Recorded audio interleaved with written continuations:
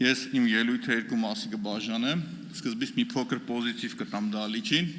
հետո առարկայական պարոն Ֆարմեյան կանդրադառնամ խնդրին։ Երեք խոսվեց համակարգային կոռուպցիայից, ժողովուրդ ջան, եկել եմ մի քիչ ծանոթացնեմ ձեզ։ Այս ընկերը ժողովուրդ ջան, Գագիկ Խաչատրյանի ժամանակ ՊԵԿ-ի վերահսկողության վարչության պետն է, համատեղությամբ ՔՊ ցուցակի 121-րդ համարը, ժողովուրդ ջան, Գևորգ 122, ներողություն, պարոն Հարությունյան, հաջորդը ժողովուրդ ջան, այս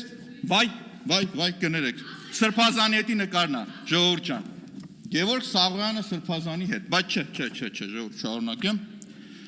պարոն Կարապետյան, հիշում եք այն հոմպլեքսը, պարոն Ղազյան, որ լույսերը գնում գալի, այն խայտառակ պատմությունը, պարզվում է, այս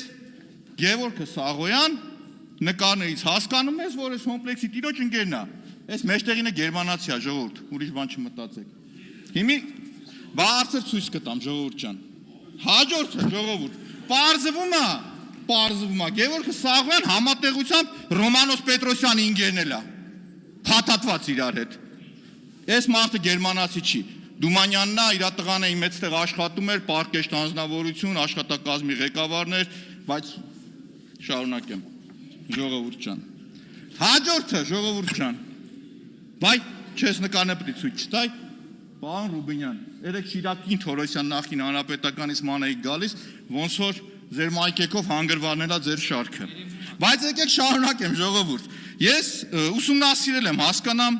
Սաղոյան Գևորգ ինչ ունի։ Պարզվում է, ժողովուրդ ջան, մի քյասի բանձնավորություն։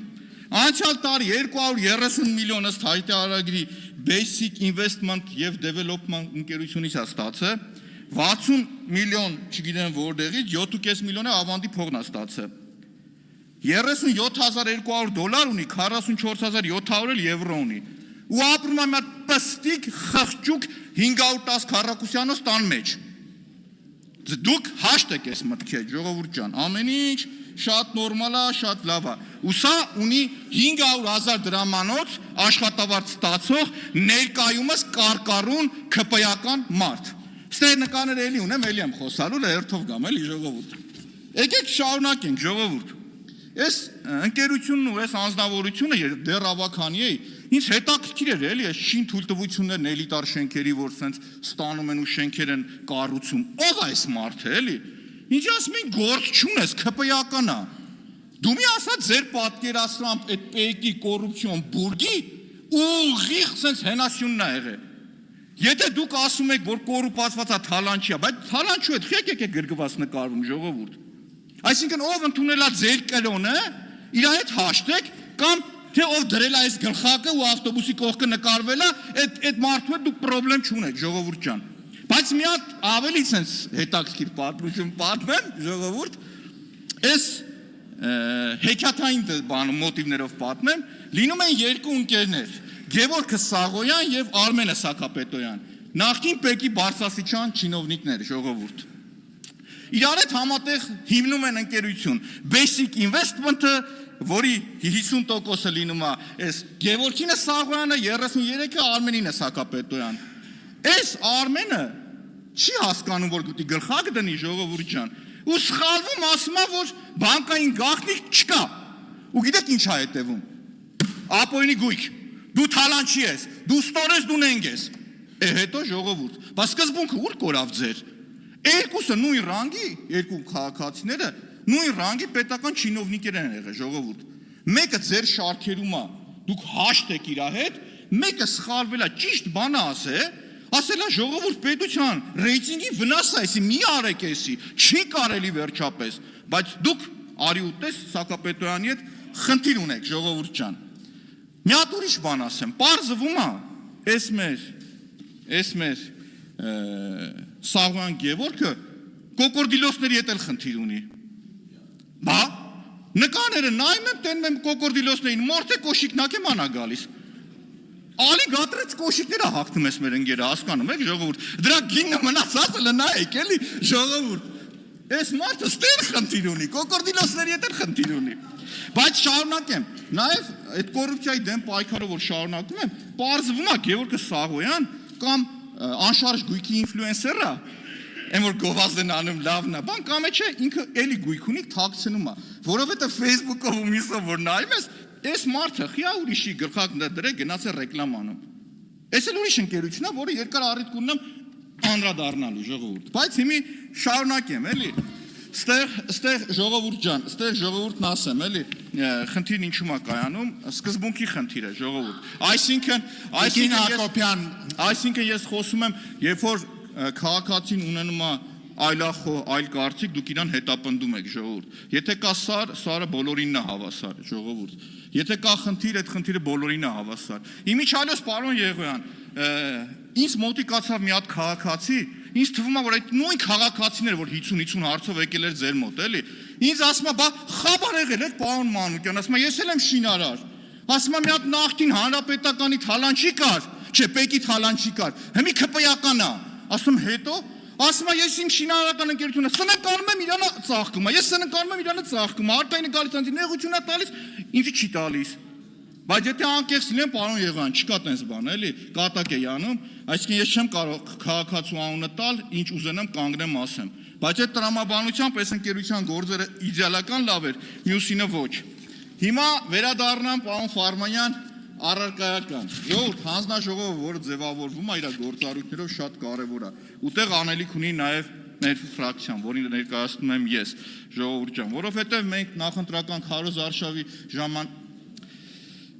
մտածեմ, ուզում հասցնեմ բոլորը։ Եկեք անդրադառնամ պարոն Սիսակ Գաբրելյանին, հետո խնդրեմ ֆրակցիայի ելույթը հանձնաժողովի մասին խոսեմ։ Պարոն Սիսակ Գաբրելյան, որ ասում եք պարտքը չեն տալիս, ինչ անում, մի հատ պետություն կասեք, օրինակ այն գաջաշ պետությունների շարքը չասեմ, որ կան, որ միջև այսօր ժողովուրդը ճկռում է տեղը։ Ձեզ ասեմ Արգենտինայի օրինակը։ Ձեզ ասեմ Հունաստանի օրինակը։ Գիտեք Արգենտինայում ինչ եղավ ժողովուրդ։ Միջև այսօր խեջ ժողովուրդը ճկռում է, կառավարությունը փոխվում է։ Ոչ մի չինովնիկ դրա համար պատասխան չի տվել ժողովուրդ, հասկանում եք։ Երբ որ դու սկսում ես քո պարտքերը ռիսկային դառնալ, այդտեղ սկսում է ուրիշ խնդիր։ Այդտեղ սկսում է քեզ էլ պարտք չեն տալիս։ Հաջորդիվ պարտքը ավելի բարձր տոկոսադրույքով են վճարում, ու որը վճարում է քաղաքացին, չի վճարում չինովնիկը։ Հաջորդիվ այն կա haircut, դնում կտրում են, ասում են չեմ տալիս այդ պարտքերը։ Գիտես այդ տերմինն ինչ է։ Այդ այն տերմինն է, որ դու չես կարող դրսից վերցած փողը մի հատ նախարար ունեիք, ասում է արտաքին պարտքն ուրիշ է, ներքին ուրիշ է։ Ճիշտ է։ Արտաքին պարտքը չես կարող չտաս, բայց ներքին պարտքը, որ քո քաղաքացին խնայողություններ ունի բանկում, վերցնելու ես ու չտաս, կամ դու պարտավորություններ չտաս, սկսել է բանկը փող չտալ, մյուս խնդիրներն առաջանալ, երկրի տնտեսությունը կոլապսի է վերածվելու, հասկանում եք։ Միջազգային ներդրողներն իրաց կապիտալն են հանելու այդ երկրից, հասկանում եք ինչ խնդիրներ է առաջանում։ Չի կարելի ժողովուրդը այդպես բաներ որ ասում եք, իմացեք ճիշտ է, իմ ու ձեր տնտեսագիտությունը լրիվ տարբեր է ժողովուրդ։ Իմ պատկերացած տնտեսագիտությունն ուրիշ է, ձերն ուրիշ է։ Ես դրա համար հաշտ եմ դրա հետ կապված, որ խոսում եք, չեմ ասում ինչ եք խոսում, խոսացեք, լավ եք անում։ Հաջորդը գամ ժողովուրդ, առևտրաշրջանառությանը գամ, էլի, գույք պարտքի դիմաց, ճիշտ եք ասում։ Ուզում եք ասեմ ինչ է լինում, այդ եկի առանձին։ Պարոն Ղալումյան, ձեզ հրավիրեմ իրար հետ քննարկենք, էդի, բայց ուղիղ եթերով։ Մենակ ուղիղ եթերով եմ շփվելու, առանձին չեմ շփվում։ Հիմա շարունակեմ։ Ռուսաստանի հետ առևտրաշրջանառությանն եմ ուզում անդրադառնալ ժողովուրդ ու պատերազմին ու ոնց է արտացոլում համախառն ներքին արդյունքի վրա մեր։ Պարոն Գաբրելյան, քանի որ տնտեսագիտությունը ձեզ հետաքրքիր էր, ասեմ, 18, 19, 20, 21 թվականների ամենաբարձր առևտրաշրջանառությունն եղել է 21 թվականին 2.63 միլիարդ դոլար։ 18-ին 2, 2.2, 2.16, բայց գիտեք օրինակ 24-ին ինչքան է եղել։ 12.4 միլիարդ։ Գիտեք 23-ին ինչքան է եղել, 7.3, 25-ին 7.6, 22-ին 5.1, չեք զգում, որ պատերազմի արդյունքն է։ Ճիշտ է, ես չեմ ուզենա պատերազմ լինի, մարդիկ զոհվեն, երկու եղբայրական ազգ իրար հետ կռիվ են անում, ցավա զոհերը, բայց դրա արդյունքում տնտեսապես մեր երկիրը շահել է,